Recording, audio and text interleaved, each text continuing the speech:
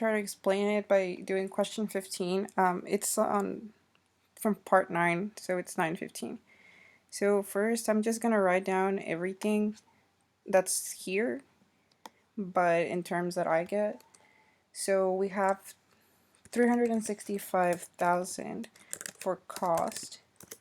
Then we have 260,000 for year 1. 175,000 for year 2. 13% for our interest rate, and we are trying to find, well, I'm doing like PV, IRR, and MIRR. So that's what we're finding, right? So the question was, what is N? N is going to be 2 because we just have 2 years. And our PV on the calculator, I'm using a financial calculator.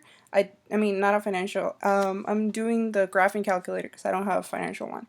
So if this is different from what you guys have, let me know. I can look up what it is. So for PV, it's going to be negative 365,000 because that's our cost.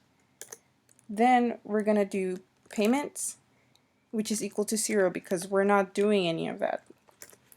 So future value we don't have yet, and the interest rate is the MIRR. Oh, okay. So basically there's a whole formula including cash flows, but I don't understand it. Like, I don't know how to explain it.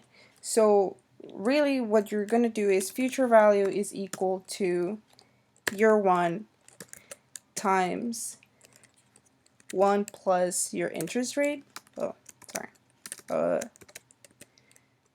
And then add that to year 2. So that's going to be 260,000 times 1.13 plus 175,000 from year 2. And the reason why you're not multiplying 175,000 times 1.13 is because you're moving year 1 to year 2. And I'm assuming if we had another year, then this would be 1.13 squared, and then this would be 1.13 just by itself, and then the next one would just be like a regular number, just like we do with discounts. So you add all that up, and I believe you should get something like 468,800, sorry. And I say it should be something like that because I don't have, like, I'm going off of my notes. I'm not actually doing the calculations right now. So this is what I wrote down. So then you go back to the calculator and you put future value is equal to 468,800. And then you solve for the I or I over Y, whatever. And it should give you 13.33. And again, just so you remember, the future value is just going to be positive cash flows, and the PV is going to be your negative cash flows. So your cost or your investments.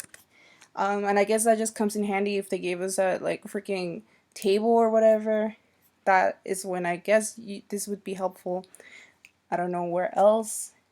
And yeah, so just let me know if you have any problems with that. IRR, I don't have what I put on there for the,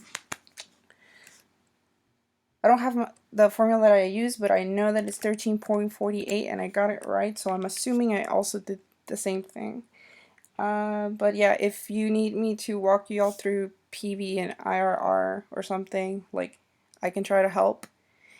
And yeah, this is the best I can do right now. Like, I'm terrible explaining, so sorry if it's confusing, but I kind of get it. So yeah, just let me know.